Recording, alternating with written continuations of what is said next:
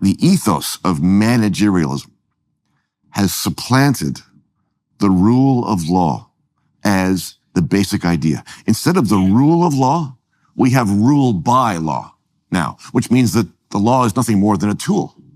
That's agile government. It means the legislature is not taking on its role of making the rules, and the executive branch has taken over making the rules, applying the rules, and enforcing the rules, all on its own. And that is not the way the Western legal system used to work.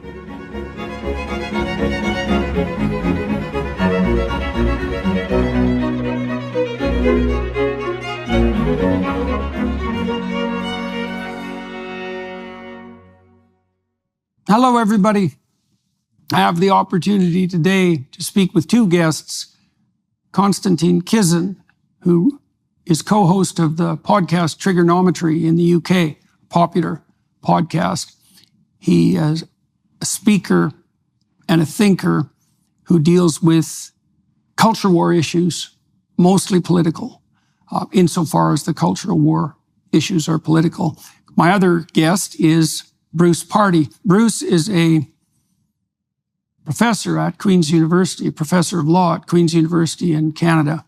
Recently, the Trudeau woke mob has managed to extend themselves even further into the legal Netherlands with a new bill called C-63, which isn't law in Canada yet, but is soon likely to be. And it is the most totalitarian Western bill I've ever seen by quite a large margin and in multiple dimensions. And that was my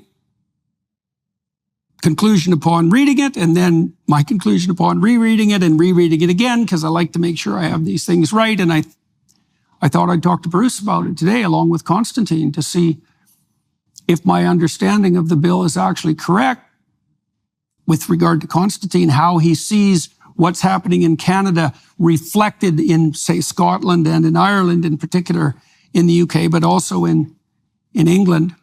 And, well, that's the terrain that we're exploring. So join us. It'll be quite a ride. So, Dr. Pardy, I think we got in touch with each other again most recently because I was obsessing neurotically about a new Canadian bill, C-63, which seemed to me to be a real masterpiece of right-thinking, utopian, resentful foolishness. And I thought it would be real useful to talk to you about that, to make sure that I understood it. And but I thought I'd start our discussion, or we could start a discussion today by going back into the past 8 years into the legal domain in Canada to discuss Bill C-16, because that's now 8 years ago. And in some ways, the bill that was at the origin of the current rat's nest of pathological legislation in Canada. And so do you want to bring everybody up to date just to begin with, or remind them or educate them about what Bill C-16 was and what the fears were at the time and whether or not those have been realized? Yes, sure. Thanks, Jordan. Well, C-16 is when you and I met. And you were concerned, as I was and as others were, not very many others, mind you, but a few others, concerned that these proposed amendments to the Canadian Human Rights Act, the inclusion of gender identity and gender expression, would have an effect upon speech, essentially to require people to use the preferred pronouns of other people. And frankly, the establishment types poo-pooed the idea and called us fearmongers. And of course, that's turned out to be entirely untrue. You were exactly right in your concerns. That kind of amendment had been made before in provincial human rights codes, but this was the federal version. But that's in there now, and we have all kinds of pronoun trouble. But the present bill that you referred to, C-63, is C-16 on steroids. It's got 3 categories of bad in it. One's an administrative bad, one is a criminal code bad, criminal law bad, and the other one is, again, like C-16, a Canadian Human Rights Act amendment. So let me do the last one first. And so what's the purported purpose of the law? Well, the purported purpose, it starts with the cover of protecting children. Right. From online harm. That's the first administrative law. And who could possibly oppose that? This is part of the beauty of the way they go about these things. It's got great cover, and nobody in their right mind would want to come out and say, well, that's not a good idea. Mm-hmm. But what that kind of cover enables is basically a crackdown on the very idea of free speech. So let's just take the human rights aspect first. They are returning to the Canadian Human Rights Act, an old section that got thrown out, got repealed during the era of Stephen Harper, when Harper was the Prime Minister. And it was causing all kinds of nuisance. It was the kind of section, and these kinds of sections also appear in the provincial codes. Every province and the federal government has their own human rights code. And these codes, not all of them, but typically include this kind of restriction on speech. You're not allowed to discriminate in your speech, is what some of them say.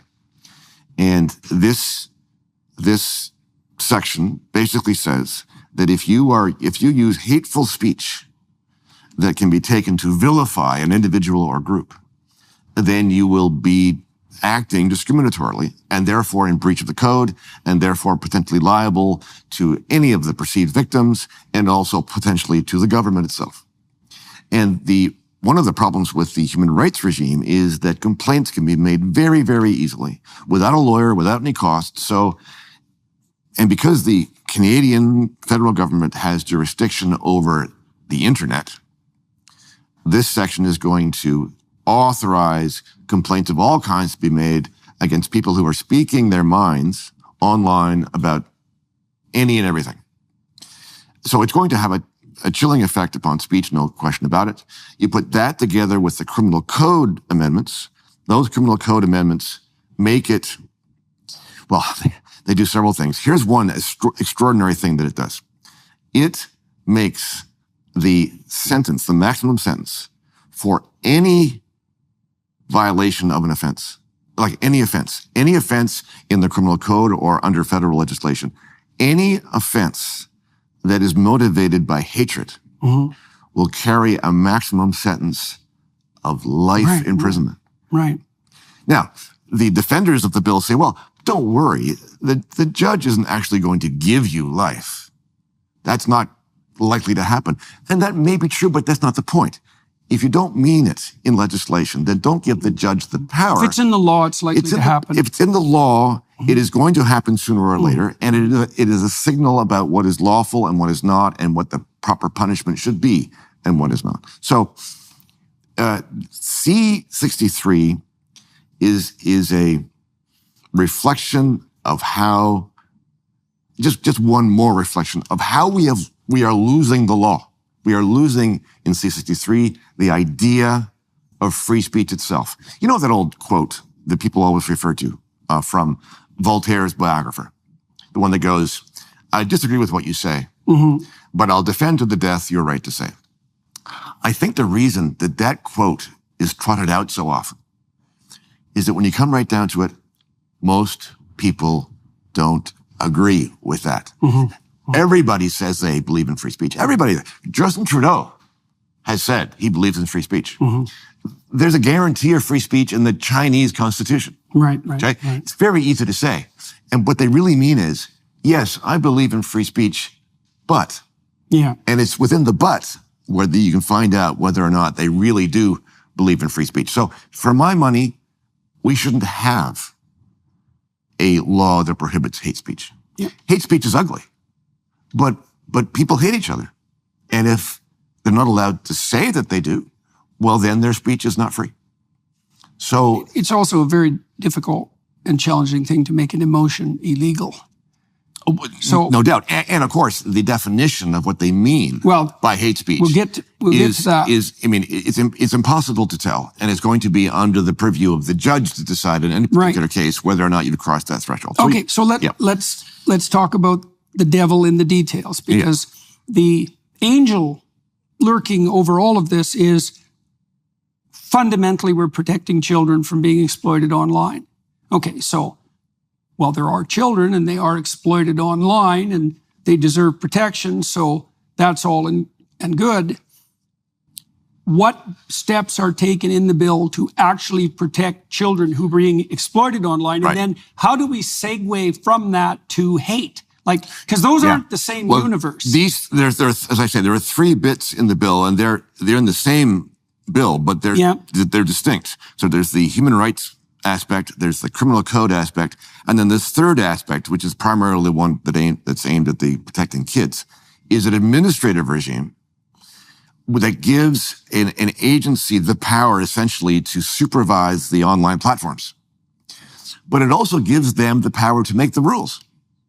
So we don't even know what the rules are going to be. Basically, it just gives the whole control of the thing to a government agency, to the bureaucrats, to do as they think best. Right. In the name they're of establishing an entirely new bureaucracy. Exactly. Yes. With an unspecified range of power, with a non-specific purview that purports to protect children from online exploitation, but has the possibility of turning into a policing state for the internet per se. And this is often how the administrative state works, right? So this agency will not be policing citizens themselves directly, but they'll be policing the online platforms, and the platforms will thereby censor the people who are using them. So we're not doing it. We're hands off. We're 2 steps removed situation. But in effect, it is the government pulling the strings of the. Okay. So to what degree do you think that even the setup of that new administrative bureaucracy, which has very extensive powers and very poorly defined powers, as far as I could tell when I read the bill. Yes. How much of that do you think is actually devoted genuinely? I know this is a judgment call, obviously, but you have to infer that from the legislation. Right. If the legislation was honest and well written, it would very specifically target the target of its purported reason for existence. Yes. Yes. Right. Yes. If it was designed, for example, to produce a more general regime for online policing, to me, that's what it looks like. And if so, is that a consequence of poor legislative design? Is it a consequence of intent? Like, what do you think's going on there? Well, what's going on there is what's been going on inside our law with respect to empowering the administrative state for a long, long time, right? So standard legislation now, at either the federal or provincial level, is authorizing legislation, meaning you pass a bill about a certain subject, and it might contain some rules in it, but it also contains the authority, the delegation of authority to the bureaucrats, to an agency of some kind, to the minister, or to whoever, to a Human Rights Commission, to make policies or guidelines or regulations about certain things. And you can't tell by reading the statute what the rules are.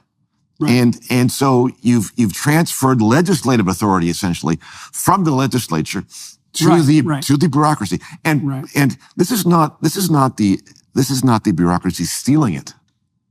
This is the legislature giving it. Because they don't want the responsibility of doing it, and they don't want to have to go through the minutiae of figuring out what the right rules are. So they just shove it off into the back rooms, and this is the way the administrative state works. Now, it's a kind of collusion between the legislature and the courts. So the courts, we have these 3 branches of government. Yes, we have the legislature, we have the courts, and we have the administrative state. And, the division between them is cleanest in the American version of things. But in Canada and the UK, we have them as well. And the legislature and the courts are together supposed to be supervising what the executive branch, the administrative state, is doing. Because the general rule is supposed to be the administration, which used to be the king, after all, can't do anything that's not authorized by the legislature. Okay? So these 3 things are checks and balances on each other. Yeah. But now they're all on the same page. And the courts and the legislature are convinced about the need for this expansive, overwhelming administrative state. And so instead of supervising the administrative branch, And the courts, instead of making sure that they stick within their powers, the legislature's delegating to it, and the courts are deferring to it. And so what we end up with... And the legislators don't have to take responsibility. Exactly. In either way. Because we can't find who's responsible anymore. Yeah. Right? It's all sort of a mystery. It's a moving ball. And this is the way administrative agencies and government departments and ministries can be, quote, agile. They want to be agile. They want to be able to respond to societal problems quickly, right? Yeah. Well, if you're able to respond quickly, that means you have the legislative power in your hands. Yeah. And that nobody else knows exactly what's going on until it happens. And sometimes not until after the fact, even, right? So that principle of the rule of law that said the rule applies to everybody, both the ruled and the ruler. If you have an agile government making rules up as they go along, well, that means by definition, the rules can't apply to them because they have the power to change them whenever they want to. And so we have agile governments who are managing us, managing society, solving social problems. We are in a managerial era in the law. Management, I would put it this way. Management, the ethos of managerialism has supplanted the rule of law as the basic idea. Instead of the rule of law, we have rule by law now, which means that the law is nothing more than a tool for the government to use to create on a whim, whenever they need it to make you do this. And there was no better example of all of this than during COVID. You had people standing behind microphones on a Tuesday afternoon saying, well, the rule tomorrow is going to be this. That's agile government. It means the legislature is not taking on its role of making the rules. And the executive branch has taken over making the rules, applying the rules, and enforcing the rules, all on its own. And that is not the way the Western legal system used to work. We have managerialism instead of the rule of law. Konstantin, is there anything so far in Bruce's discussion that's triggered any echoes about similar situations in the UK? Well, there's a couple of pieces that I would pick up on that I think are relevant. And the first one is what you mentioned about the fact that the bill is quite expansive, yet only a small part of it appears to be dealing with the core issue, which is the protection of children. We had the online harms bill, which was ostensibly about the same thing, but in its original drafting included all sorts of other things completely unrelated to any of that. And it's not a surprise because what we have seen over and over in the UK is that quite often the attempt to protect people from hate or whatever has actually nothing to do with the trigger that causes. So I'll give you an example. Sir David Ames was an MP who was murdered by a terrorist. And the next day, all his colleagues went into Parliament and started talking in Parliament about how this shows that we need to tackle online hate. Mm-hmm. David Ames wasn't killed by online hate. He was killed by an Islamist. Mm-hmm.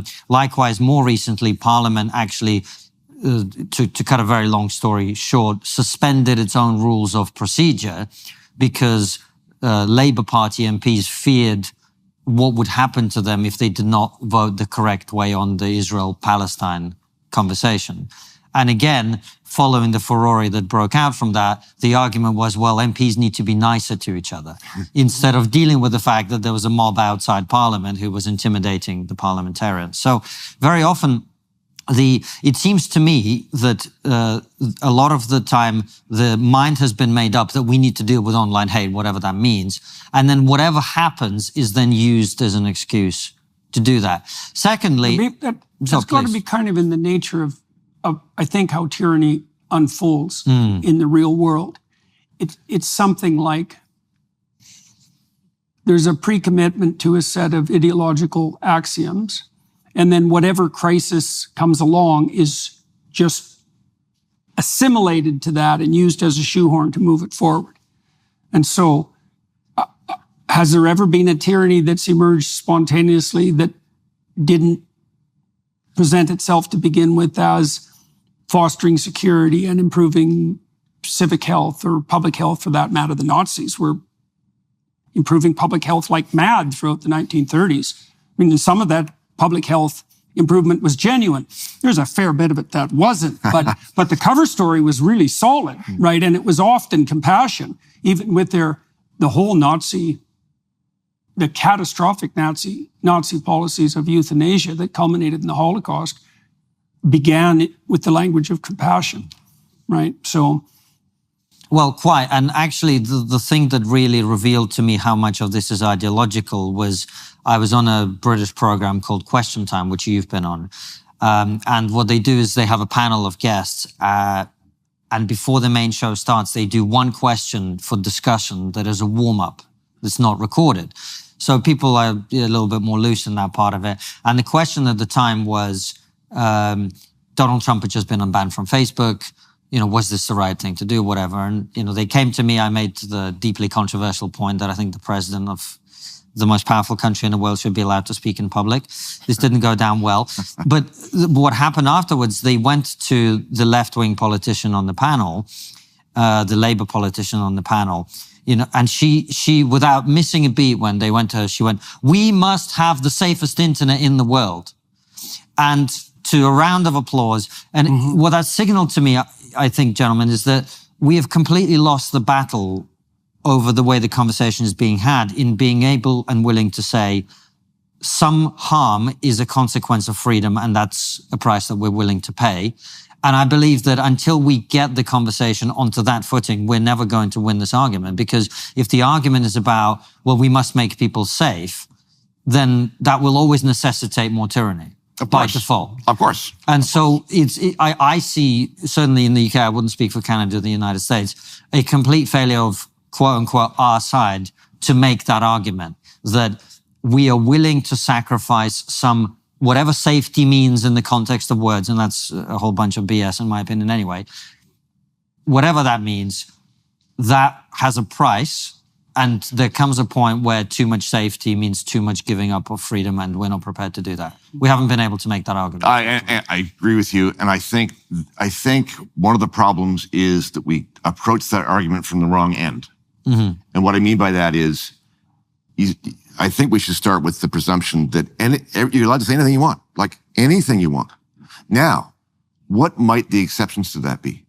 Well, here's one. If I go up to somebody on the sidewalk and say, "Give me your wallet or I'll stab you." Okay, well, that crosses a line because now I'm threatening imminent violence. That's an assault.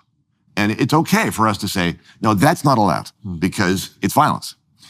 But if you start from that end, then you can say, well, what are there any other exceptions? And maybe yes and maybe no. If you start at the harm end, I mean, there's all kinds of harm you do just by speaking that's in ways that are clearly legal.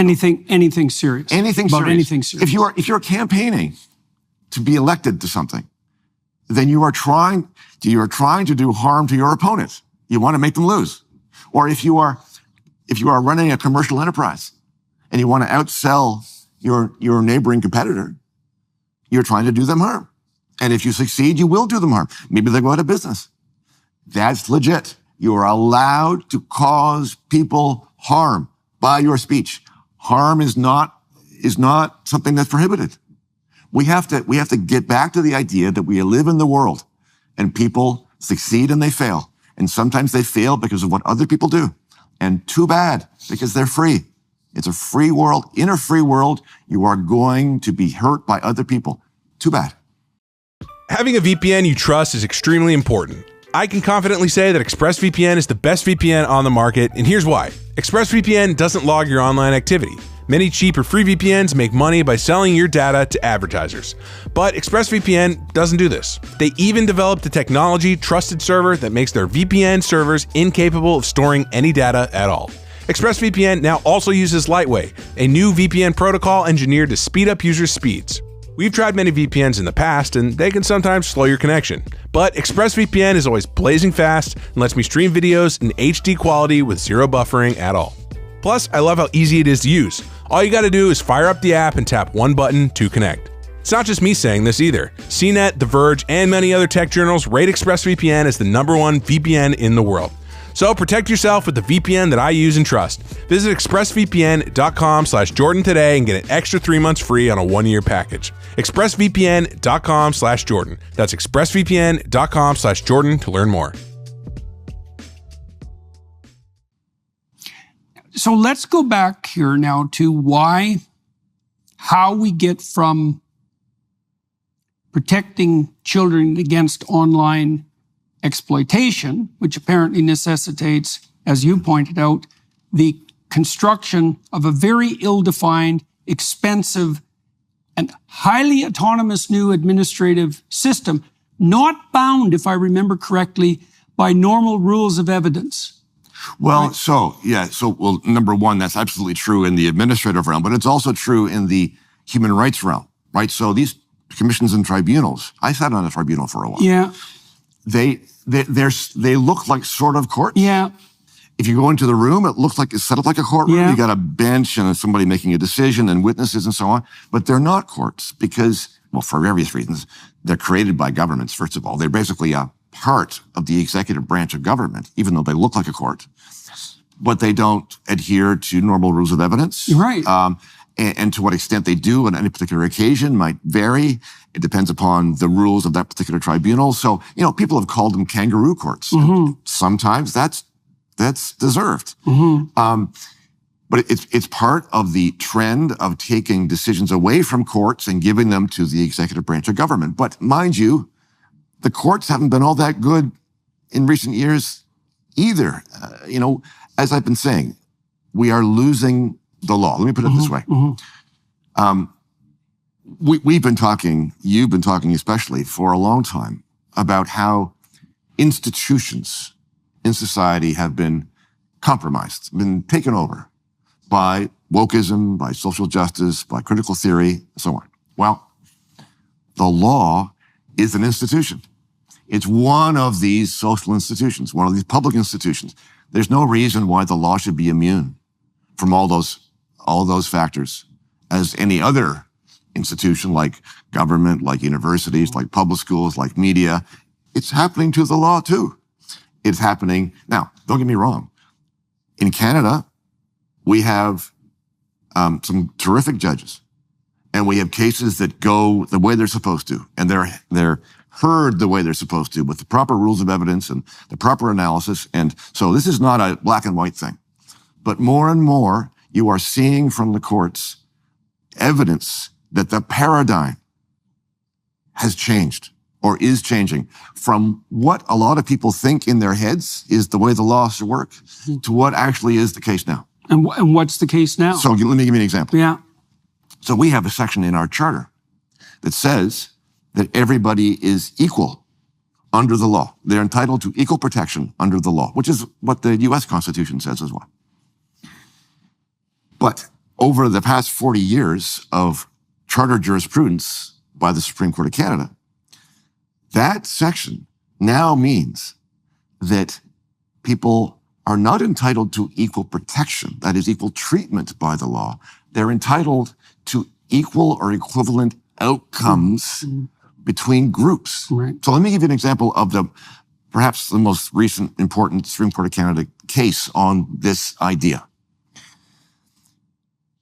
Many years ago, the RCMP created a job sharing plan wherein full-time members could combine with 2 or 3 other members to decide to work part-time. It was voluntary. People who worked part-time, if you want to work part-time and you're working full-time, then we're going to allow you to do that. And we're going to give you a pension as well. And the pension, if you're part-time, will be calculated in the same way that the pension is calculated for the full-time people, which is proportionate to the hours that you work. Okay? Voluntary. Over time, what happens? More women than men voluntarily sign up for the part-time work. Right, of course. And then at the end of the day, that means that more women than men have lower pensions than the men who are working full-time. Yeah. The program is challenged under Section 15(1) of the Charter. Supreme Court of Canada says unconstitutional.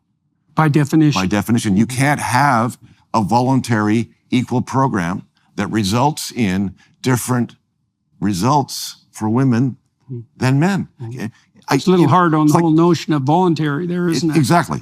Equal rules, voluntary program, open to everybody, treats everybody the same way. Not constitutional.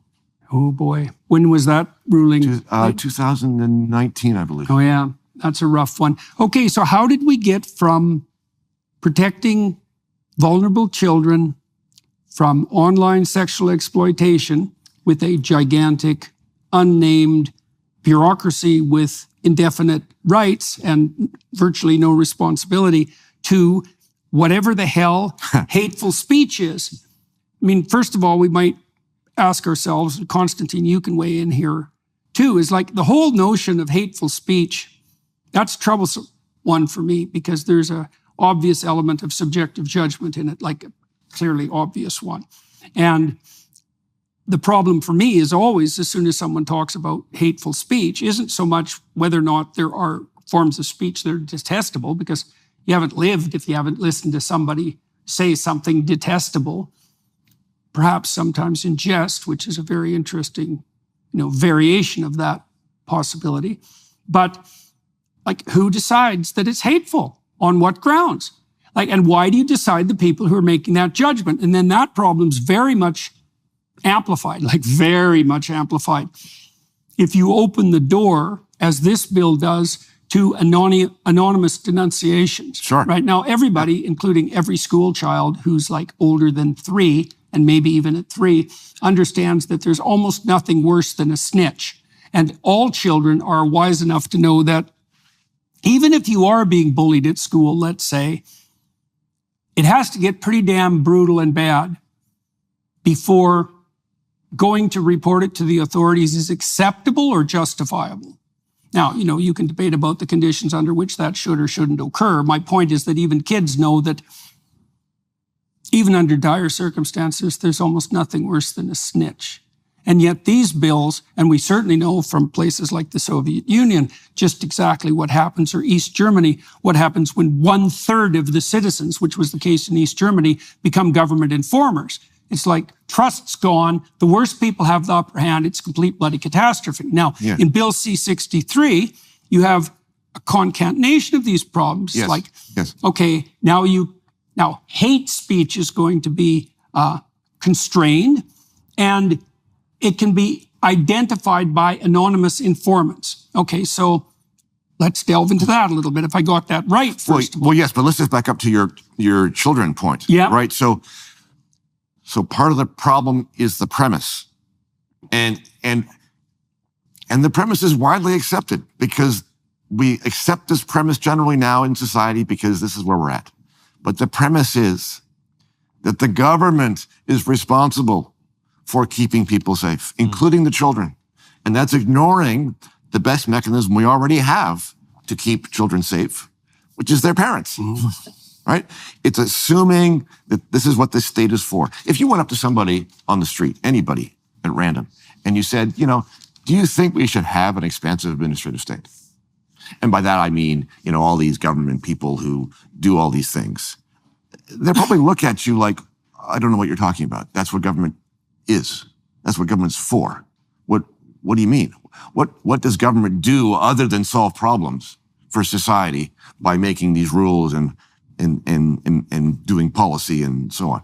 And we've lost the proposition that we've made a choice to have this large, overwhelming government tell us what to do in place of all of the other things we used to have.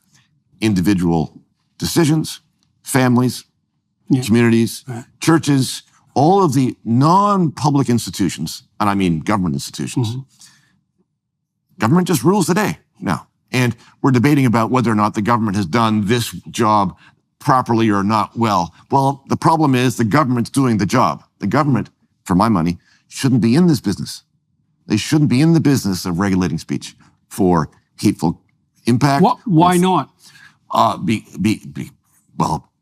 Because if we think we live in a free country, if the government's in this business, then we're wrong.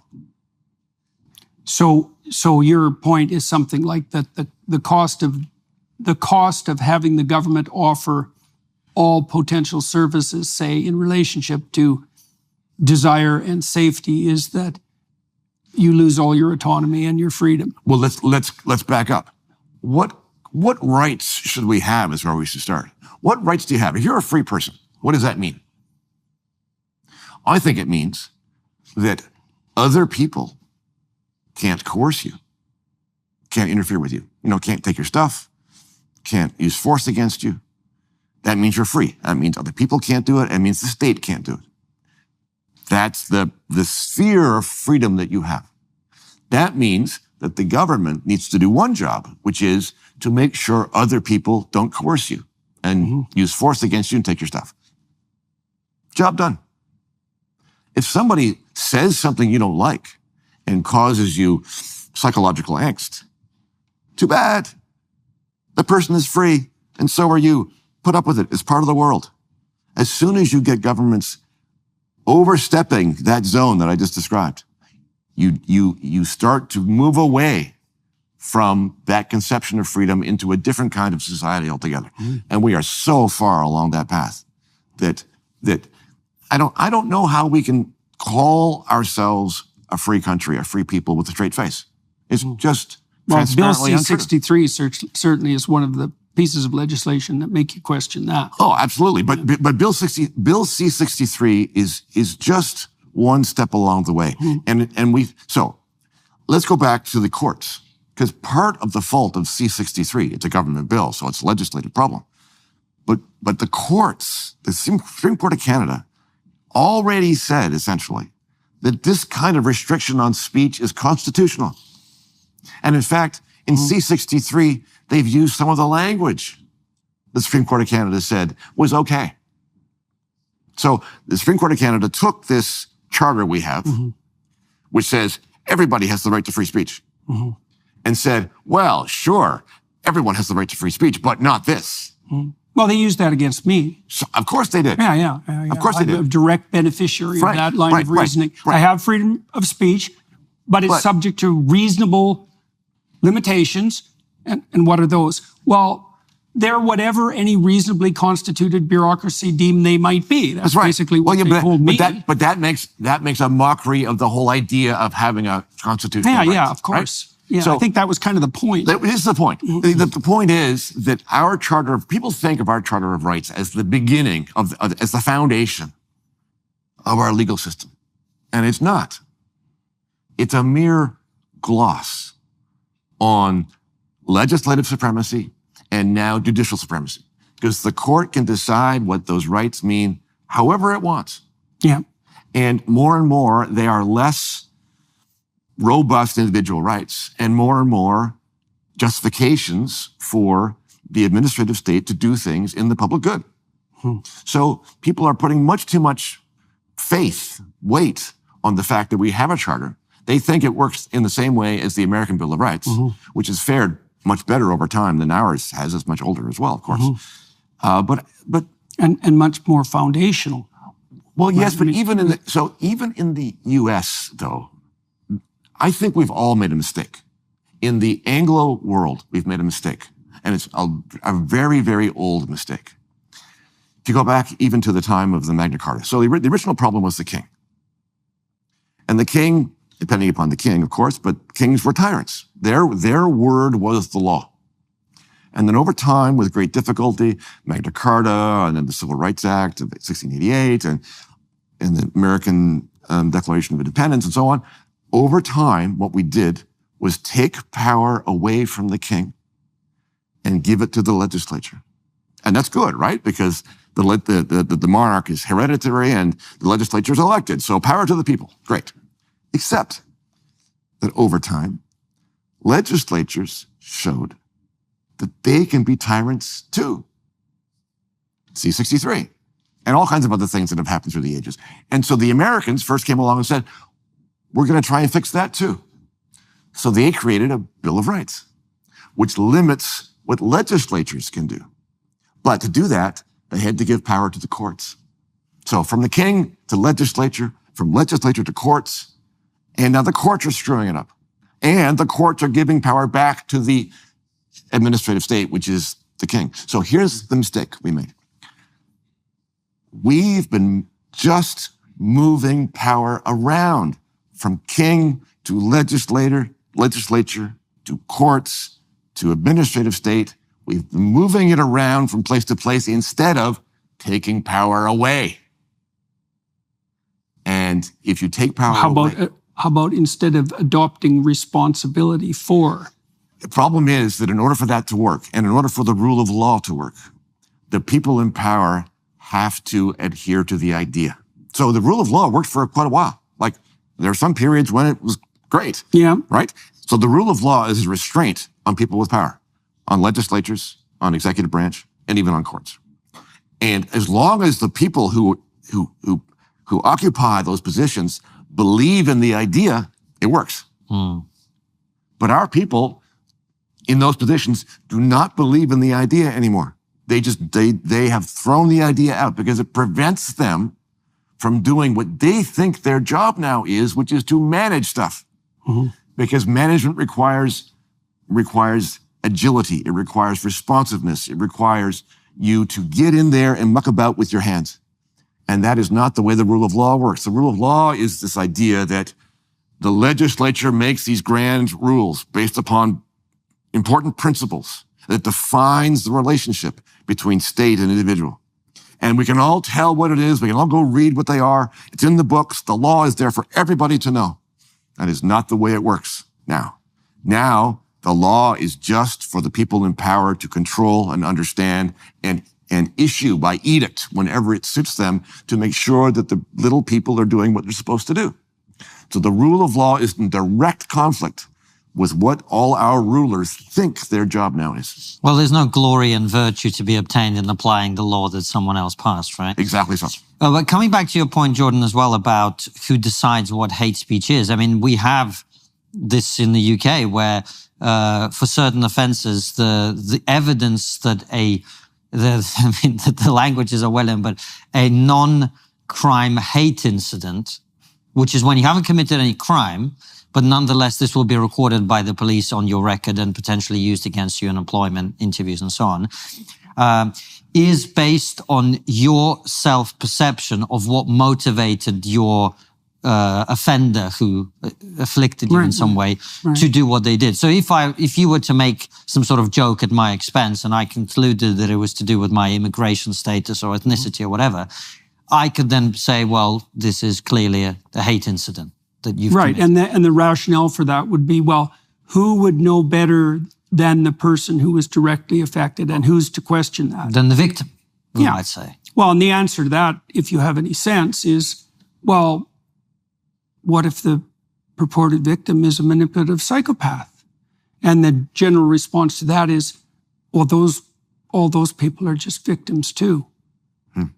Right? And so this will get us back into the hate discussion. How do you define hate? Well, you just said you allow the purported target of the hate to define it. And what they do is they say that they feel hated. So it's a second order form of evidence. The primary evidence in principle is their subjective emotion, but you don't have access to that. So you have to accept their record of their subjective emotion. And you accept that in a manner that isn't questionable. There's no higher authority than their say-so. And the problem with that, it's a variant of the problem with the informants, is that only works, well, it would never work. Let's get that clear. Yeah. But that only works in the ideal situation where people have perfect understanding of the motivation of others, which they don't, and also they're not lying. The problem with that definition of subjective harm is it lays the gates wide open to the Machiavellians and the psychopaths. Yes.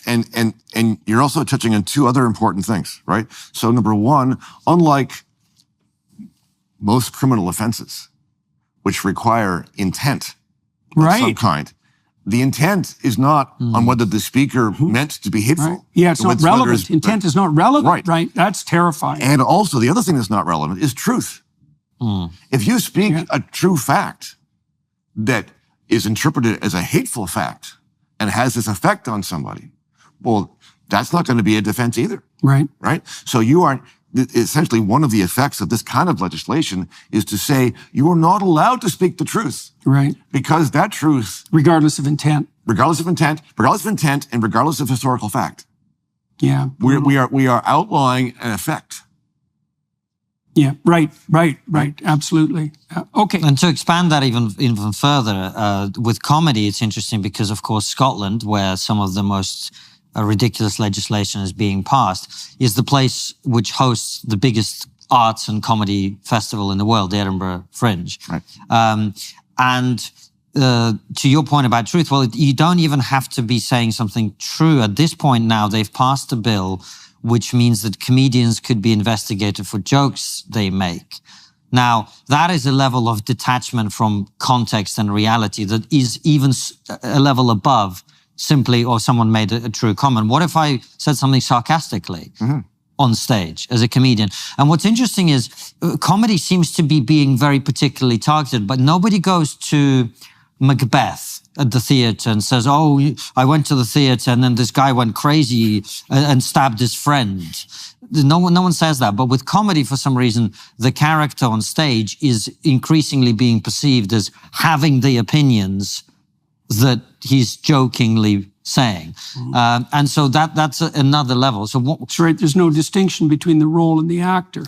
Quite. And what's interesting, if you abstract even further from that, if you've watched Game of Thrones, the scene where you really, truly discover that King Joffrey's gone mad is when he cuts off the tongue of the jester in his court. Yeah. Right. And this symbolism is... Yeah, it's perfect. It's been used throughout history to portray the final conversion into tyranny of a ruler. Well, that's why there was gestures in the court. It's like that was one of the ways everybody could tell that the king wasn't a tyrant. Right. Is that he could tolerate his own jester, his own fool, or welcome him, or find him amusing. That would be best. And this is something that happened when Vladimir Putin first came to power in Russia. Under Boris Yeltsin, there was a kind of liberalization. There was an opening up because in the Soviet Union, you didn't make fun of the political leaders. Nothing was funny in the Soviet Union. Nothing, quite. And that was true. The jokes that people told at the kitchen table were funny, but not in public, of course. But under Boris Yeltsin, there was an opening up, and we had this amazing TV show, which was the equivalent of the British Spitting Image. I don't know if you had the similar thing. Yes. Did you have Spitting? No, I know of it, though. Yeah. And it was basically puppets portraying the different political characters. And the first thing Vladimir Putin did when he came to power was to shut that down. So historically, throughout literature and other things, if you're looking for symptoms of tyranny, the shutting down of jokes and humor is right at the top of that canaries list. in the coal mine. Right. Comedians and automobiles, as far as I'm concerned. Yeah. Well, they're so emblematic of personal autonomy. Right. Every tyrant hates the automobile. So even though they all want to have one. Okay, so let's delve into the hate issue a bit more too, because in Canada, we have protected categories of hate, right? So it's a hate crime if it's, I want to make sure I've got this definition right. It's a hate crime if it can be shown, if your utterance can be shown to be discriminate against a protected class. Well, yes. Like, so it's not merely that you hurt people's feelings, right? It's that correct. They have to hurt them for a particular reason. Well, it's a discriminatory. So we have these two realms. We have the human rights realm and we have the criminal realm. And we've had hate speech restrictions in our criminal law for a good while, and they're rarely used. The human rights provisions are much more frequently used because they're much less serious and much easier to trigger, much easier to complain about, and they don't go to a court. They go to one of these tribunals, right? But one of the problems is the dovetailing of this hate speech discriminatory practice idea along with the equality problem that I was just describing before, right? So as with any rule, this rule is going to be applied and interpreted in one direction and not the other. What I mean by that is, if you go around saying that white people are hateful or privileged or colonists or whatever the case may be, that's pretty hateful. If you say they're all, if you're white, you are X. You're being stereotypical and you're making a blanket statement about all these people who are white. that's not going to be entertained as hate speech because of the way that our equality law has been interpreted, which is, and this is one thing that the Ontario Human Rights Tribunal said fairly recently. They said, people who are white cannot be discriminated against. Yeah, I read Right? that. But you're not a protected group. They are not a protected group. Some animals are more equal than others. Exactly so. So this kind of law, the hate speech law, is likely to be interpreted in that way, which is, oh, you can only utter hate speech against protected groups. If you utter hate speech against those other people who are not in one of those groups, There's no then hate speech against the oppressor classes. it doesn't qualify. And by the way, this isn't theory. No. This is, No. so in Scotland, for example, they passed this bill on the 1st of April. Of course, they did recently. And in the first week of it being passed, there were more reports of hate speech than there had been in the previous several years. And the reason was that many people reported a speech given by Hamza Yusuf, the First Minister of Scotland, in which he was being openly racist against white people. Right. And of course, this isn't considered a hate crime. And, you know, it was, the BBC interviewed Hamza Yusuf where the interviewer and he himself laughed sort of, you know, almost gratuitously at, oh, how silly, you know, people would suggest, of course, this is complete nonsense. And frankly, he said, I'm not aware of anyone who's not on the far right who would report this as hate speech. Right. Yeah. It's an absolute case of some animals are more equal than others. And the law is, I'm sure you would agree, is written specifically to create that situation. Absolutely. Yeah. Well, not originally written, but now interpreted, and now this idea has taken Well, rise. look, once you create the idea of protected groups, then some animals are inevitably more equal than others, Sure. right? Whether you're feeling stressed or anxious, or simply seeking a moment of peace and tranquility, the Hallow app has something for you. Hallow offers an incredible range of guided meditations and prayers that are designed to help you deepen your spirituality and strengthen your connection to God. With Hallow, you can embark on a journey of exploration, diving into different themes and types of prayer and meditation. From gratitude to forgiveness, each session offers a unique experience, sparking your curiosity and deepening your spiritual understanding. Choose different lengths of meditation to fit your schedule, whether you have a few minutes or an hour. This flexibility puts you in control of your own spiritual journey. With its user-friendly interface and hundreds of guided meditations, the Hallow app has quickly become a go-to resource for people seeking spiritual growth and healing. You can download the app for free at hallow.com/Jordan. Set prayer reminders and track your progress along the way. Hallow is truly transformative and will help you connect with your faith on a deeper level. So what are you waiting for? Download the Hallow app today at hallow.com/Jordan. That's hallow.com/Jordan. hallow.com/Jordan for an exclusive 3-month free trial of all 10,000 plus prayers and meditations. Okay, so now we have a dynamic where in order for there to be hate, there has to be an oppressor dimension. Yes. Right? And so you identify the dimension. It could be sex, could be race, could be ethnicity, could be gender expression, could be gender identity, because those were added. Then you have a situation where the oppressed end of that distribution can accuse the oppressor end of that distribution of hate speech, but not the reverse, right? So that's basically the game that's being played here. Okay, so how does Bill C-16 tie into Bill C-63 then? Well, one way is this, as far as I'm concerned. So one of the things I was very concerned about back in 2016 was that I looked into gender expression because that became a new category of grouphood, essentially, in Canada, insofar as that was a protected class. So a protected class is a reality that's now got legal protections. That's pretty damn real as far as the law goes. But I couldn't find any distinction whatsoever between gender expression and fashion.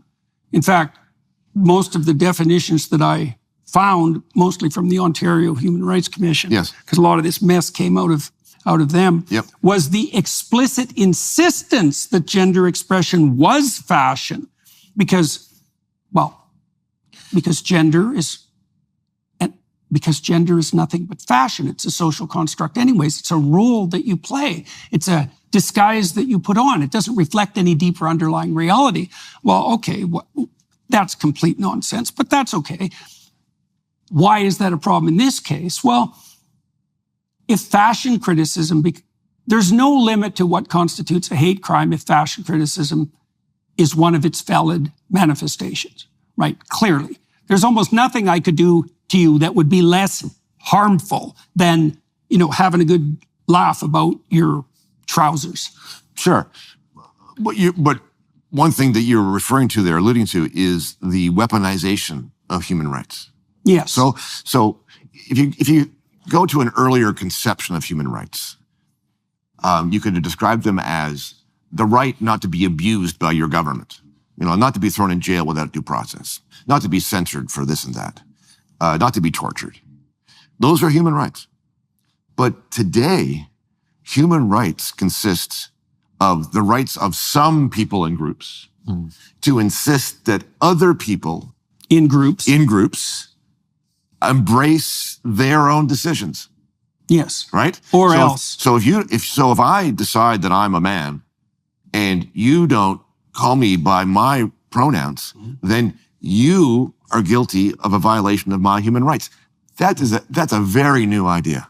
That is not where we started with this. That's a weaponization because it means that human rights are a zero-sum game. If I have human rights, that means you have less because I can insist that you behave in a certain way. This is about individuals now being able to determine how other individuals will behave.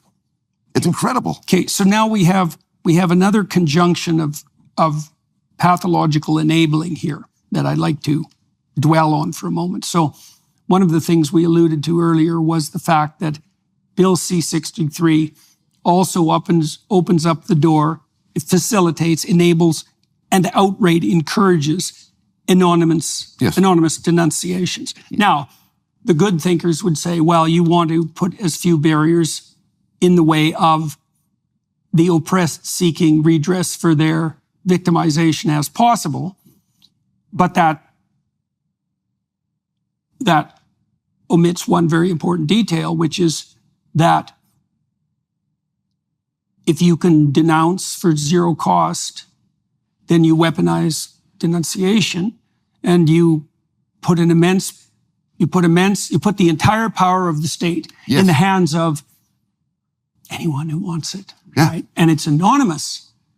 And so to what degree in Bill C-63 do you get to face your accuser, right? You don't even know who it is.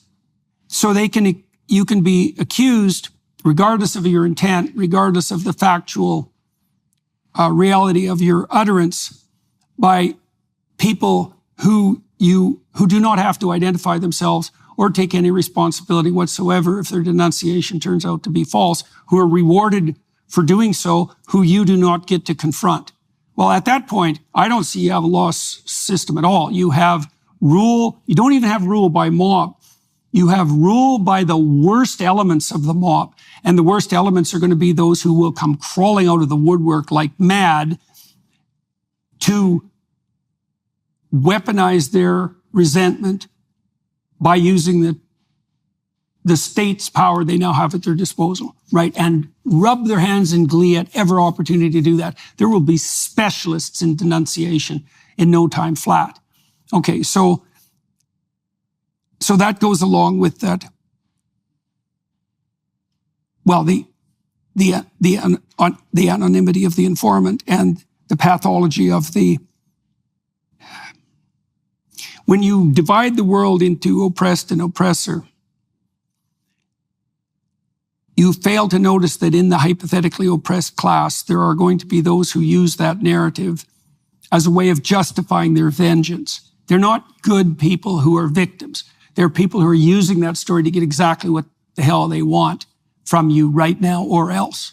And certainly the human rights commissions in Canada have been weaponized to that degree. I mean, in my situation, since we'll make it personal, I suppose, for a moment, anybody in the world can bring out a complaint against me for any reason, right? And it's at the complaint doesn't have to proceed. That's at the decision, judgment. It's the judgment of the Ontario College of Psychologists, the regulatory board that determines whether or not that complaint can proceed. Right. But that's like it's an entirely political decision. But this is part and parcel, though, of those trends I was describing earlier, which is to give these administrative bodies, the professional regulator being one, the Human Rights Tribunal being another, the deference to do as they think best. And yes, you can take, as you know, take my rights. You can take them for review in front of a court, but the court tends to defer to them, and they have the jurisprudence of the Supreme Court about the Charter anyway. And so you put those two things together, and it basically means that these administrative bodies have a great deal of latitude to do basically whatever they think is right in the public good. Yeah. Right? And so that means you don't have a rule of law. That means you certainly don't have any. If you're a professional in Canada and you think your charter rights to free speech mean anything, you're sadly deluded, because they certainly don't. So, right. Okay, so let's go to the next most fun thing about Bill C-63. This is the part where it moves from sort of jaw-droppingly incomprehensible to absolute theater of the absurd. Mm-hmm. I had to reread this section like 3 times. Yeah. Before I could believe it was true. I thought I must be misunderstanding this. I had the same experience with Bill C-16, I guess, when I read about gender expression. Yeah. I thought, surely this can't mean fashion, because it certainly looks like it means fashion. There's no way it means fashion. It's like, nope, definitely means fashion, and purposefully so. It's like, okay, fair enough. Okay, so what have we got on the absolutely absurd side of things? Okay, so this is my understanding, and I'm not a lawyer, so maybe you can help me weed out any inaccuracies in my representation. So my understanding is that I can go to a provincial magistrate and I can say that I fear that someone I know may commit a hate crime, let's say this year. I have good reason. The good reason would be my fear. So that would be my proclamation that my emotional reaction to this person's possible misbehavior is real. Not even that the threat is real, but that I'm afraid that it might be real.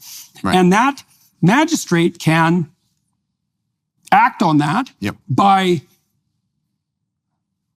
well, the penalty laid out in the bill, as far as I can tell, was, well, if you're the person who is eliciting the fear, then you get to have an ankle bracelet on for a year, and you can be essentially confined to your house, and the court can determine who you can talk to and who you can't talk to. And they can also require you to have your bodily fluids monitored. This is one of the elements of the bill I didn't understand at all. It's like, where the hell did that come from? So they could put restrictions on your right to consume alcohol, for example. I suppose marijuana will probably still be okay as long as the Liberals are in power. But, all right. But anything that would, in principle, heighten the probability that you might commit the hate speech. And so, and the penalties, well, that's basically that. That's basically that part of the bill. Now, that doesn't seem, that's a pre-crime, right? It's a pre-crime. It's pre-crime. Now, right. Now, it's not like this is a brand new idea. So there are already provisions in the code that allow for pre-crime solutions before a crime happens in some circumstances for some crimes if a court is satisfied that there is a threat.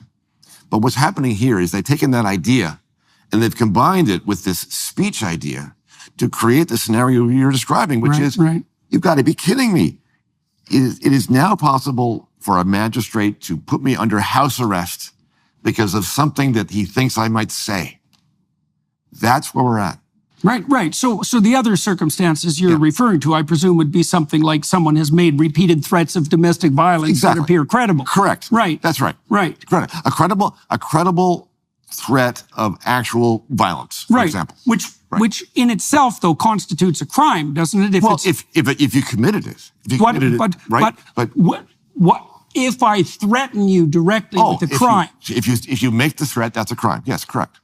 Right. Okay. So that's right. So in that situation, the threat itself is also a crime. Well, it could be. So you could have an actual prosecution for the threat, But if there are circumstances where, for some reason, that there hasn't been a threat, but there's still a danger that the evidence shows exists, maybe because there have been previous crimes committed by that individual against that individual, and the victim of those crimes is concerned because it looks like it's going to happen again. There are circumstances under which the court can do this kind of thing.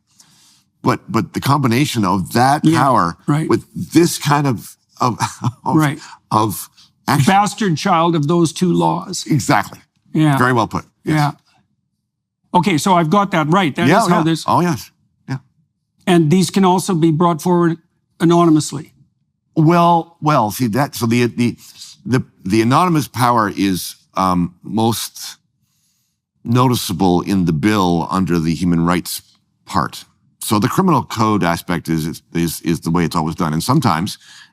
In that situation, I'm not a criminal lawyer, but as I understand it, there are circumstances in which complainants can be protected from exposure to the alleged perpetrator.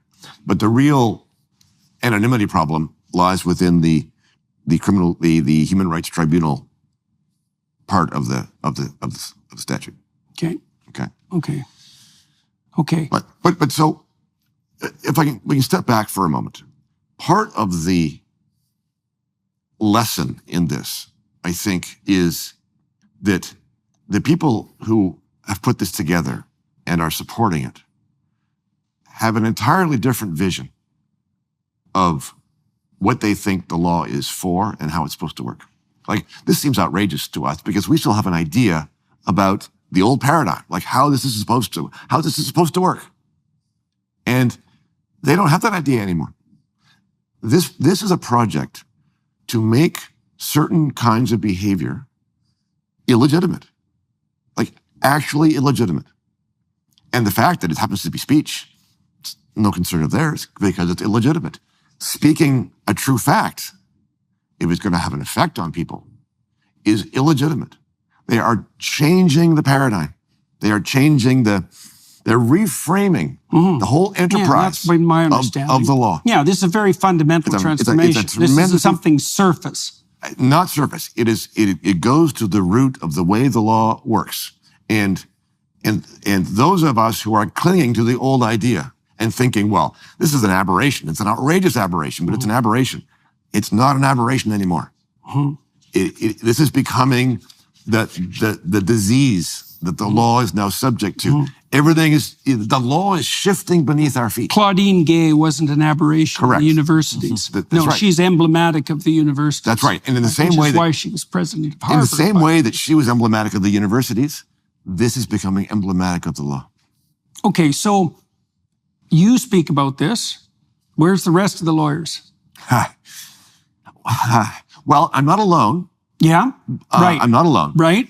Our good friend Jared Brown has been speaking out on this ever since. No, that's two. I know, and I have handfuls of friends that do the same, but it's only a handful, and it's pretty small. If you compare that handful and the numbers of people who are on this page to the numbers of lawyers overall, I mean, it's a tiny wee slice. Okay, so the same problem obtains on the psychological end of things, right. Except maybe there are fewer of us, even. Yeah, there aren't nearly as many as there ought to be. Right, and there's almost none who've stood up against so-called gender-affirming care, right. Even though I know perfectly well that all of them who are even remotely educated know that every single bit of that is a lie. Yes. Okay, so, but the logical suspicion that might arise in the mind of anybody watching this is, well, if it's like you and two other people on the legal side and it's Dr. Peterson on the clinical side, and maybe that's a bit of an exaggeration, but not much. Why do you think you're not the aberration? I mean, the problem I've always had with you, fundamentally, so I met Bruce under very interesting circumstances. So I offered to go to Queen's University right. and debate anyone at the law school about Bill C-63, which I thought was a pretty good offer on my part because I'm not a lawyer, and I thought there must be some lawyer at the law school who'll jump at the chance to give me a good savaging because what the hell do I know? And the only one who stepped forward was Bruce. And I don't think I knew at the beginning of that. Maybe I knew. I leaned over to you before we started and introduced myself because we hadn't met before. Yeah. And I said, I just want you to know, I agree with you. Yeah, right. That's how it happened. I'm playing the devil. Yep. So there was one who stepped forward and he was playing devil's advocate. And I only stepped forward because nobody else would do it. Right.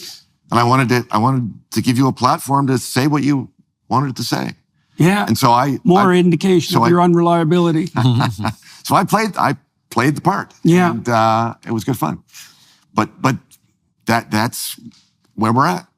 Okay, so let's go back to the same issue. So why the hell aren't the more people in the legal community cognizant of this danger and willing to speak about it if it's so fundamental, which it seems fundamental. The hell? What's going on here?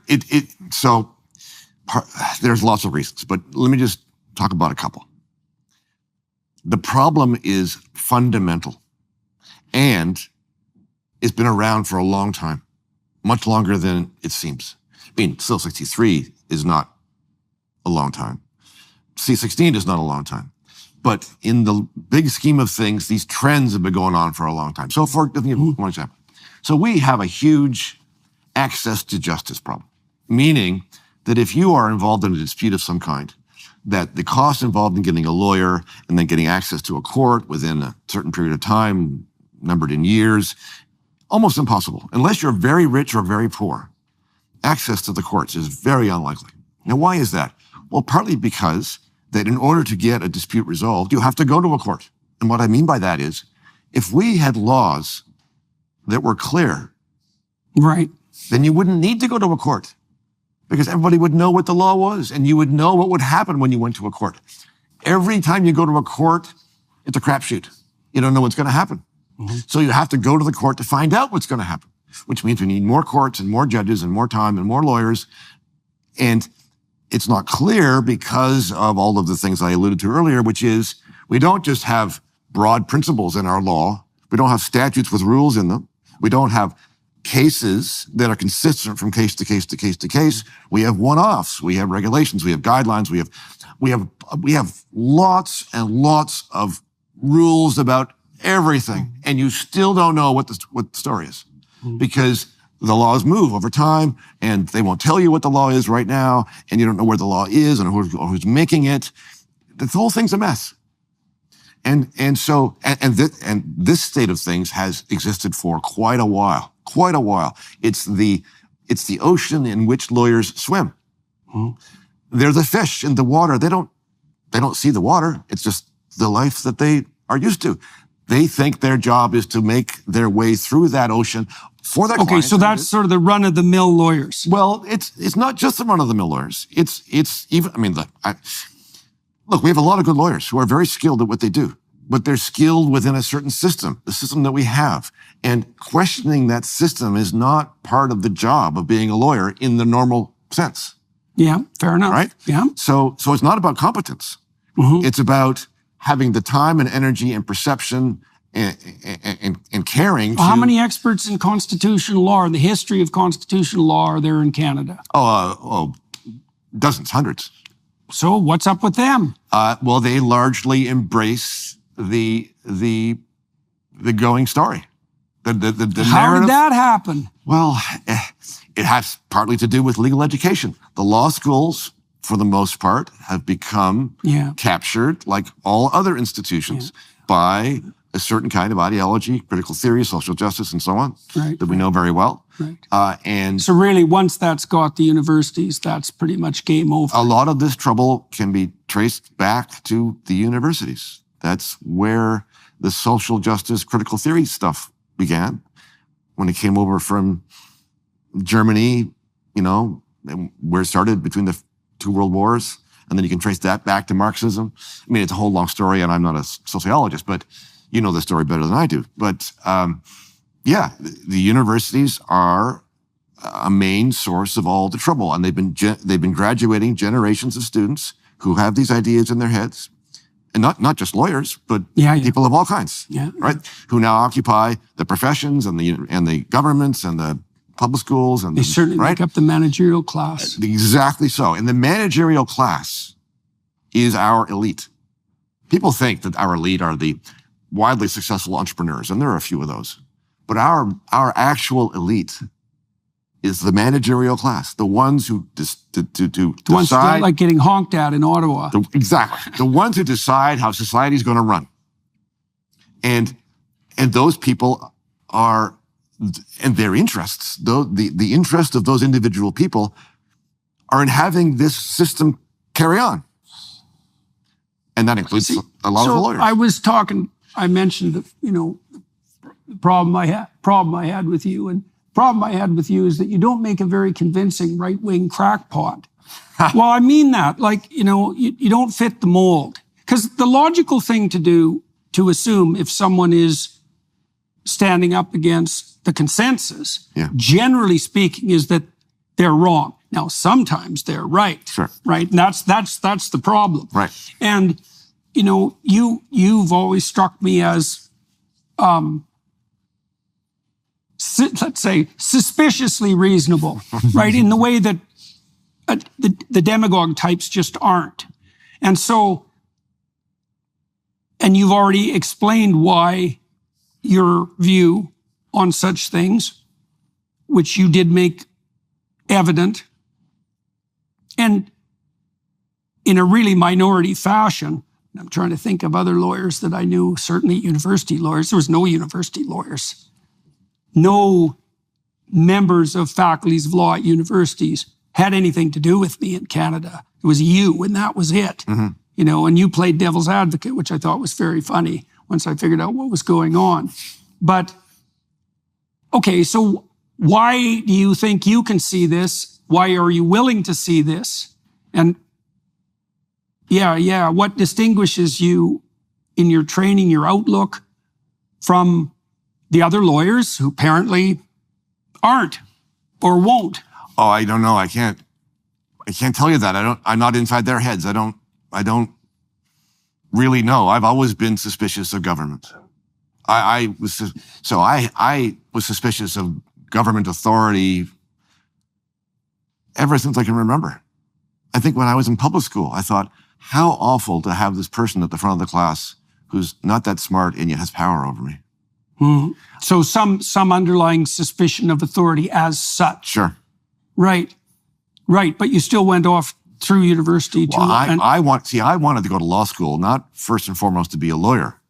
I wanted to go to law school to find out what the rules were so that I could tell people who wanted to interfere with me what the rules are. I had to back off. Right. I see. And that's a different motivation. What I discovered was there are no such rules. There are no such rules, as it turns out, that prevents government authorities from backing off, because the whole system is designed to give them authority to do that. So how did you manage with that attitude to have a successful career in academia in faculty of law? I mean, you've had a very successful career. You're actually not canceled even. That's true. Yeah. So how do you survive at Queen's or even thrive? And how did you manage to have this attitude and also manage a career in that environment? I think you have to enjoy the exercise of trying to figure things out and then point it out, even if the people you're pointing it out to aren't listening. And I know that doesn't sound like very much. Well, but that usually just gets people canceled. Well, not if you do it in a certain way. That's what I'm asking. Yeah. What's the way? You can never make it personal. It's not about that person over there who thinks X. They can think whatever they want. See, I'm an actual libertarian. I think it's fine if people believe what they believe and they want to do what they want to do. I'm totally fine with that. I want to torture you about that. If their opinion is diametrically opposed to mine, I'm totally fine with that.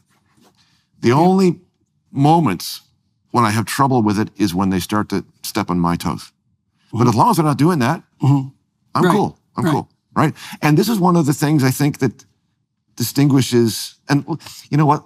Libertarian has become a bad label because the libertarians did very, very badly during COVID. Very badly. Yeah.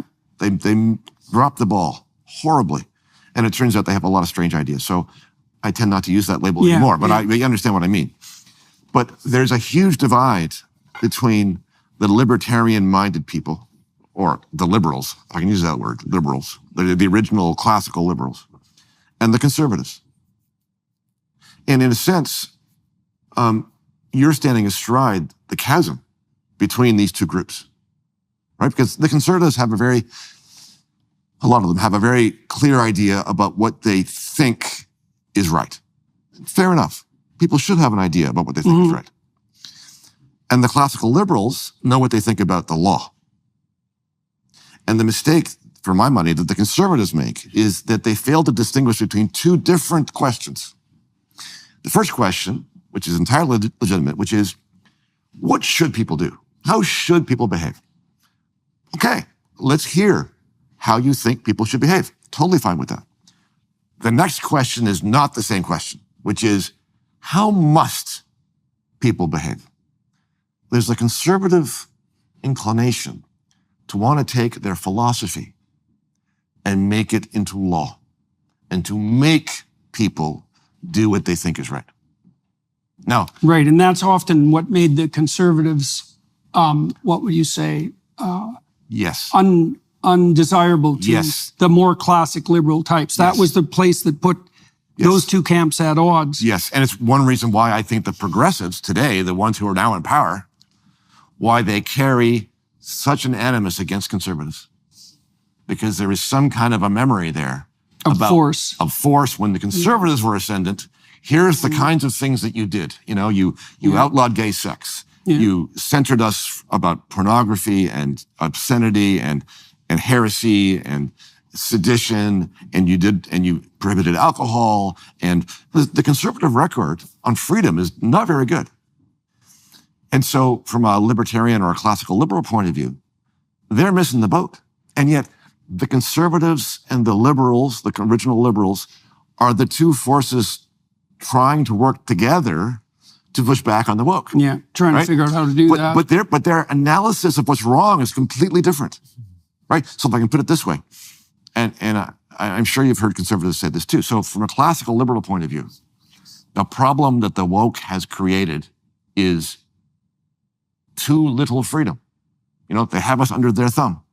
They want us to do this and do that, to use pronouns, not to say this, hate speech, yada, yada, yada. Okay? Not enough freedom. I've heard lots of conservatives say, no. The problem under the woke is too much freedom. You have the freedom to change your gender. You have the freedom to say you're this and not that. You have the freedom to do this. That freedom should not exist. So we agree about the fact that the woke is a problem, but we disagree about what the problem is. And our solution is diametrically opposed. Well, that's going to make us weak too. Absolutely. Okay, so let me offer two contradictory responses to that conundrum. Yeah. So for a long time, I, by temperament, have this libertarian twist, which is you can go to hell in a handbasket your particular way if you so desire, and that's, right. That's within your bailiwick. Right. Have at her. Yeah. But I've rethought that to some degree in the aftermath of the gender-affirming debacle. Yes. Right. So for a while, I was thinking, with regards to so-called gender-affirming care, I'm not exactly sure even what terminology to use. It's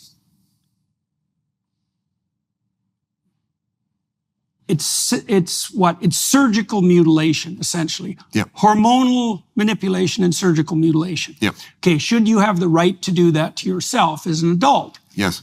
I thought, sure, why not? Knock yourself out. Yep. But, I'm starting to wonder about that.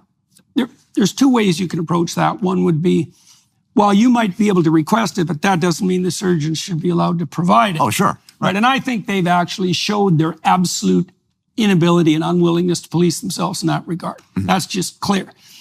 And then it's also the case that you don't know the limits to what people are willing to do to themselves to stand out. Sure. And the answer to that is there are no limits. So you saw the recent case in Canada, I presume, where we have a diaper fetishist because that's a fun class of people, who's just pursuing his own thing after all, who wants to have a neo-vagina created somewhere down below while maintaining his penis intact. And he couldn't find anyone skillful enough to perform that particular act of butchery on him in Canada, found someone in Texas, and then sued the Canadian government for paying for it. Right. And that's the key. And they're going to. That's the key. Okay. That's the key for me, though, right? So, all right. So at some point, I'm sort of thinking, no, we're done with all this. We're just not doing sex reassignment. I don't care if you're 90. Right. There's no surgeons that have the right to do that to another person. Mm-hmm. So now, and is it a slippery slope argument? Well, for me, it's more like I've just had enough of this argument. I saw where this went. We started with this in 1960, something or other, with the first sex change operation, which I think was a dubious enterprise back then. And the cascading consequence of this has been like the worst medical malpractice in maybe ever? Mm-hmm.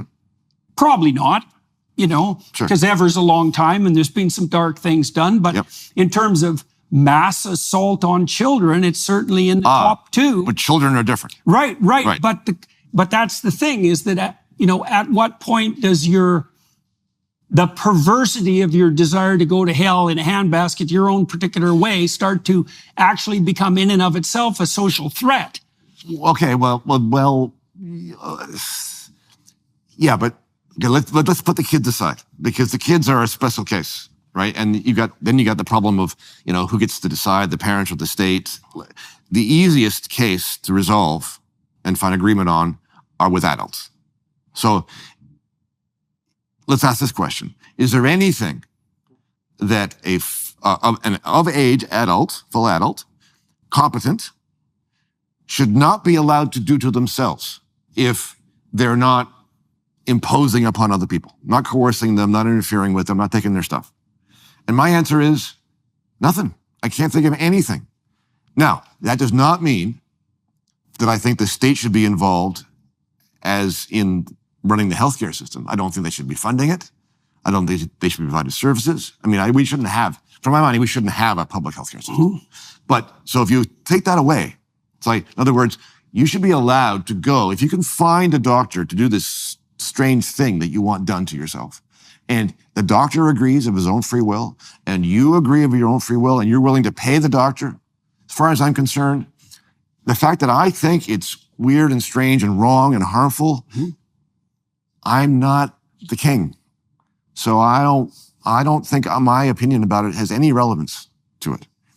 And that applies to gender surgery, it applies to assisted suicide, it applies to prostitution, it applies to drugs, it applies to anything.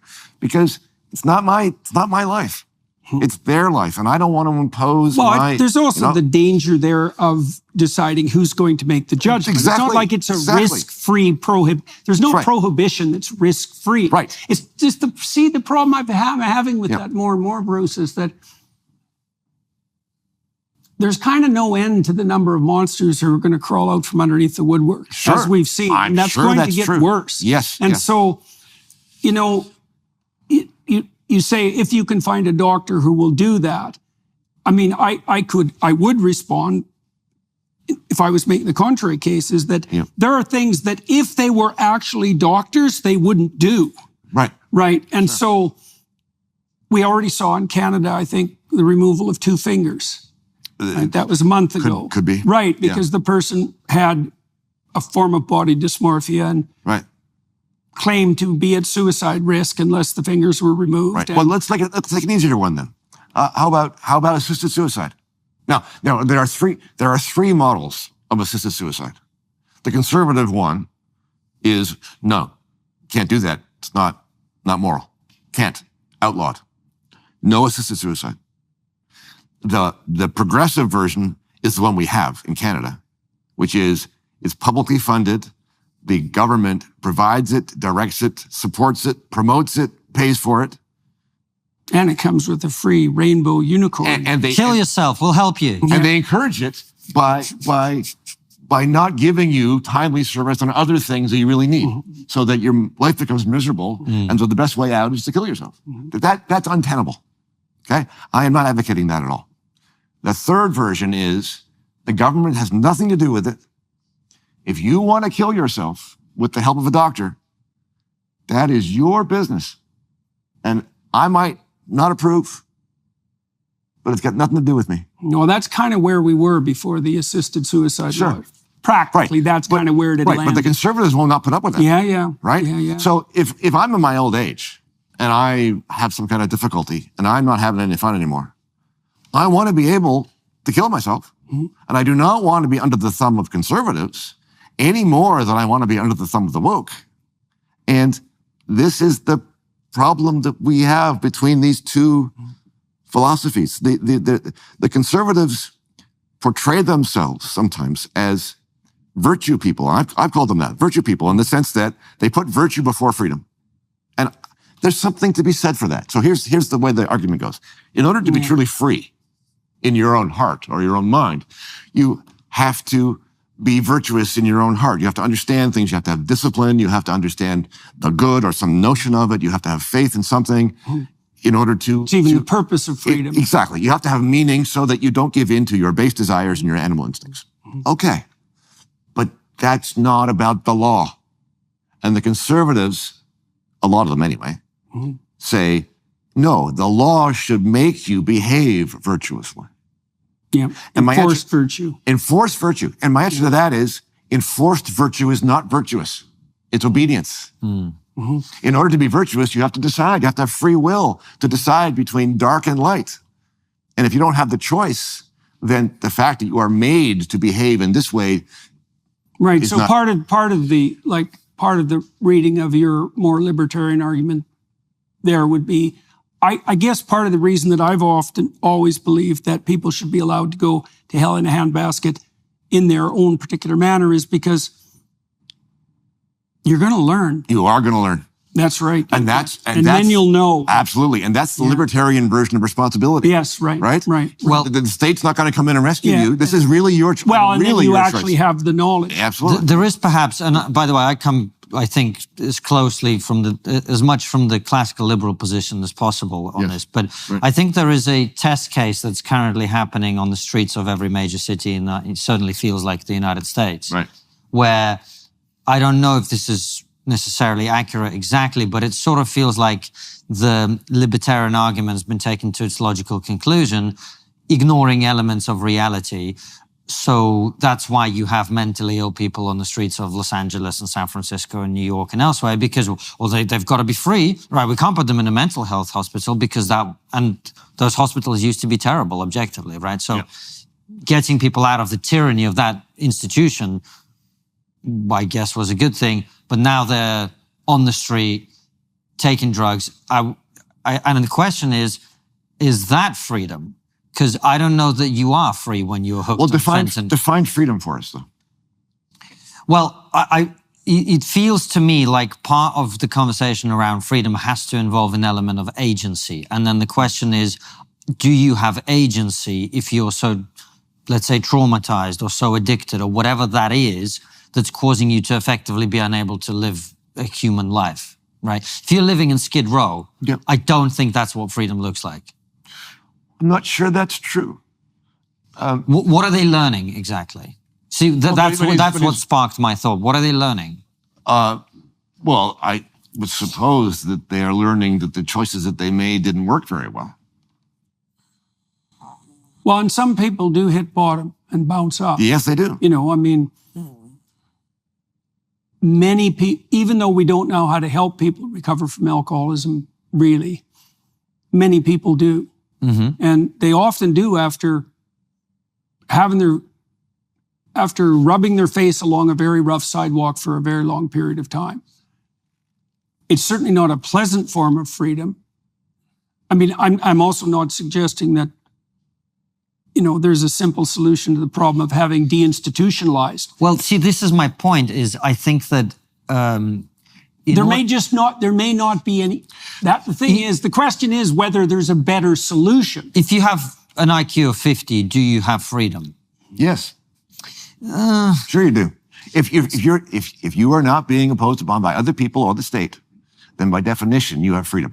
The fact that you are not able to exercise it in the same way as the next guy doesn't mean you're not free. It means you're free to make mistakes. Listen, freedom has good and bad. Yes. It enables you to sometimes be successful and sometimes to fail. And that's part of the package. You can't make it just one way and not the other way, because that's not what it is. Well, there's another dimension to the conversation about homelessness and drug addiction and so on, which is, I think it's very difficult to argue that that is consequence-free for the rest of society. So we recognize that there are limits to our freedom when we start to impact on others. And that's a very good example, I think, where that trade-off seems to me to be being got wrong. But there is a progressive idea that has become mainstream, and mainstream especially amongst conservatives. And that is this, that the state is the savior. That is, if you want to solve a problem, it has to be the state to come in to fix it. I mean, this is an idea, a professor at Hillsdale College put it this way when he was talking about Woodrow Wilson, who was the first progressive American president. Woodrow Wilson, he says, changed the idea from the government as servant to government as savior. As in, if we're going to fix our problems, it's got to be the government who does it. Well, yeah, with Right? the corresponding assumption that if there's a problem, Yes. that's evidence of government inadequacy. Right, exactly so. Yeah. And part of the reason we think that so thoroughly now is that all those other institutions that used to exist are gone, because the government came in and pushed them all out, right? So when you have people on the streets, the only place to turn to is the state. And that doesn't mean it's a good call. I think it's a terrible idea, because everything the government touches goes to rot, even stuff that's already rotting. I mean, part of the reason those people are there to start with is because we have an overwhelming and expansive administrative state. And so to suggest that More state, of that will be more of better. that is Oh, no. going to fix it, no, it's not going to happen. No, I certainly wasn't suggesting that. But I do think it's an interesting case for the libertarian argument where it starts to break down. I used to be pro decriminalizing all drugs. I think increasingly that conversation about how certain things impact your agency is important. Try that with alcohol, though. Because so part of the rationale claimed for prohibition was that alcohol is, can lead to very bad societal effects. Which it can. Which it can, for sure. For some people, it can be devastating. And yet, for a lot of people, not so.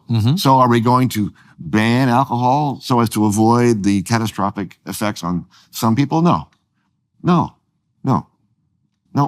Same with prostitution. Right now, sometimes people who are in favor, again, tend to be conservatives, say, we should ban prostitution, make it illegal. Because sometimes prostitution happens without consent and people get into dangerous situations and there's sexual assault. And that's true. But that is also true with just plain old sex, where there's no transaction going on financially. It's just an encounter. You get sexual assault in that situation too. Are we going to extrapolate and say, well, because that happens just in ordinary sex, we're going to outlaw that too, so as to avoid the downside scenarios? No. If you have two people who have agency and consent to a transaction, who is going to come in and say, sorry, you can't do that?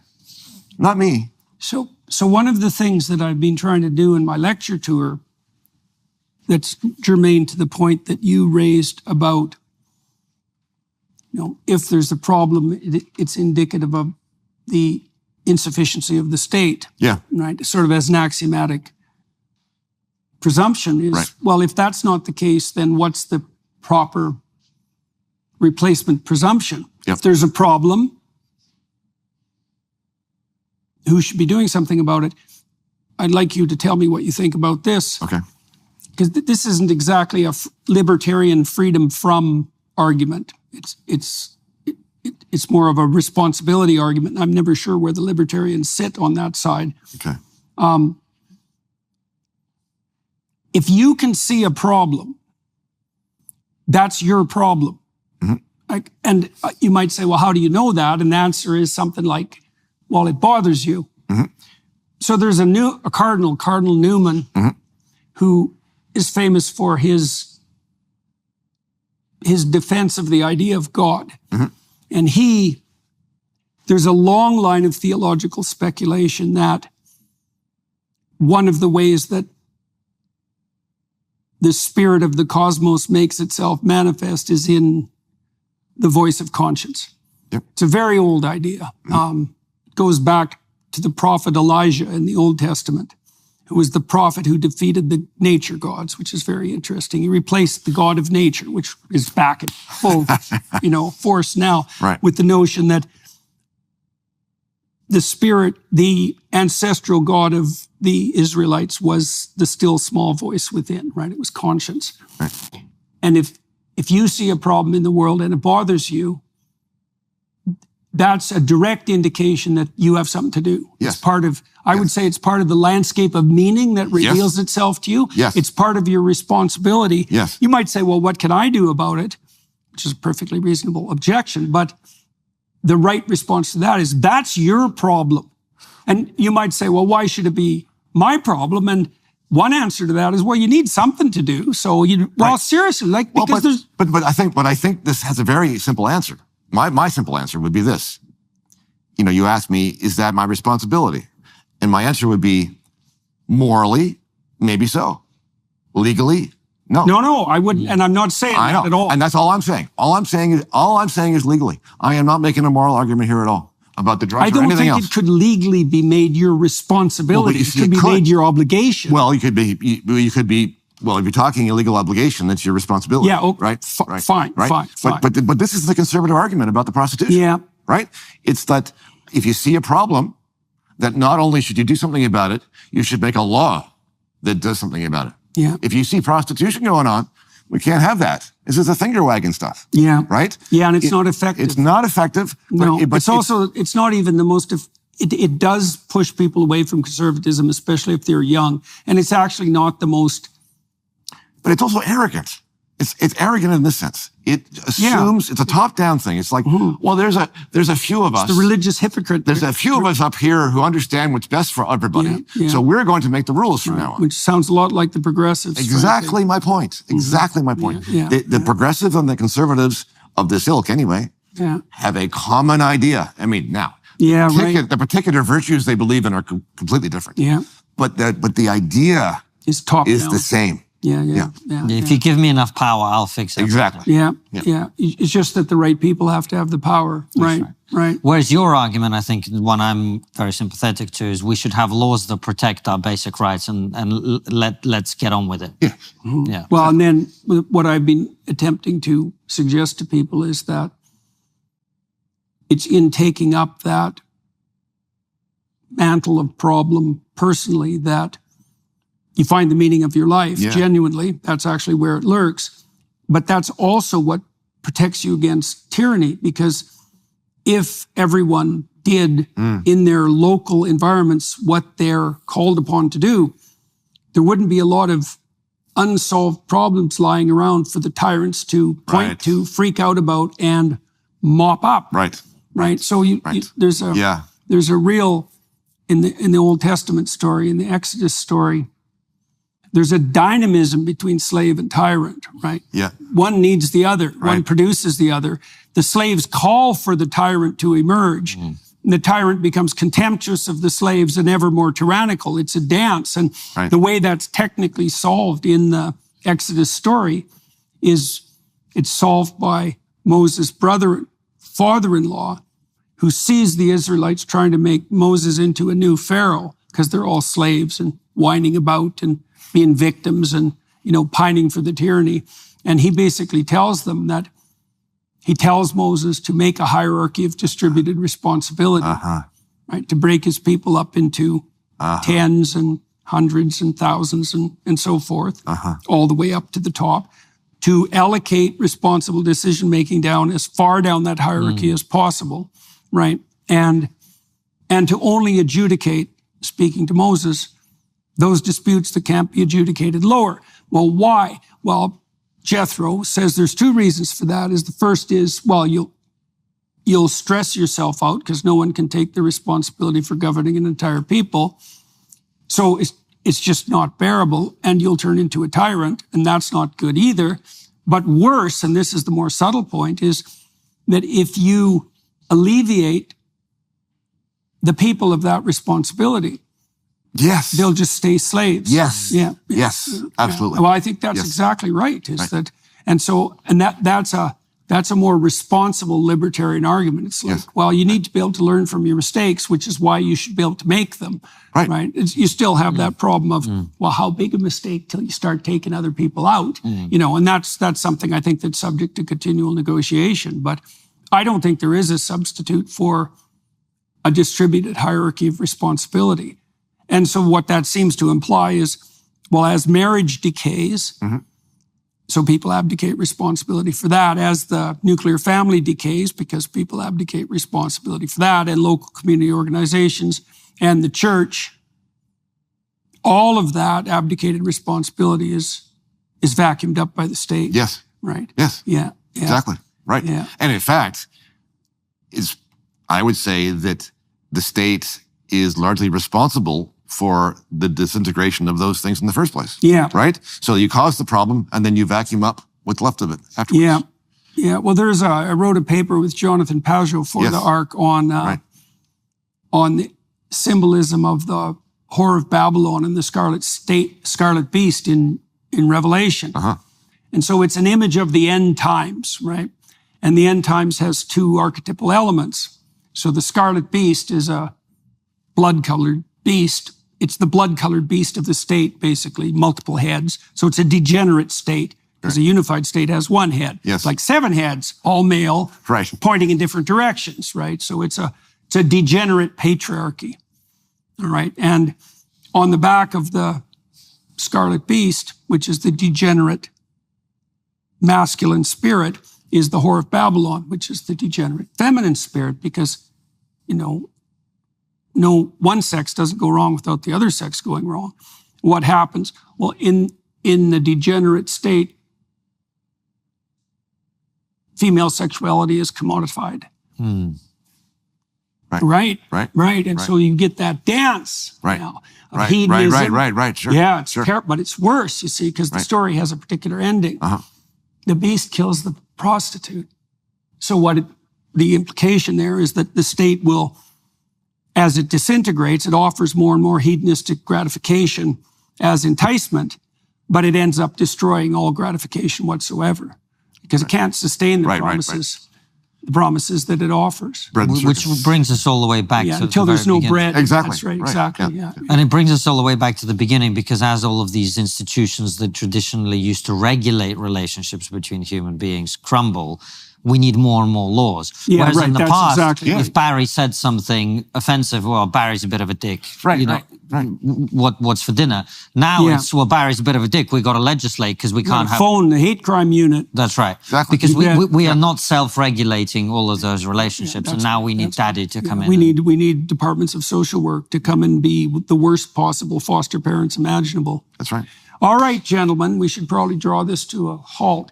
For those of you watching and listening, most of you know that I generally continue these interviews for another half an hour on the Daily Wire Plus side of things. And I think what we might turn to in this particular occasion is solutions, potential solutions, which we didn't have an opportunity to discuss, concentrating more on laying out the apocalyptic landscape, so to speak, particularly in Canada, but in a manner that's like illustrative of what's happening, I would say, generally in the West. So thank you, Dr. Pardy, very My much pleasure. for Thanks, participating in that. Konstantin, all those of you who are watching and listening, your time and attention is much appreciated. To the Daily Wire Plus people for making this possible, that's also much appreciated. To film crew here in Dallas, thank you for your help, guys. That went very well. And drop over to the Daily Wire Plus side if you want to see this continue.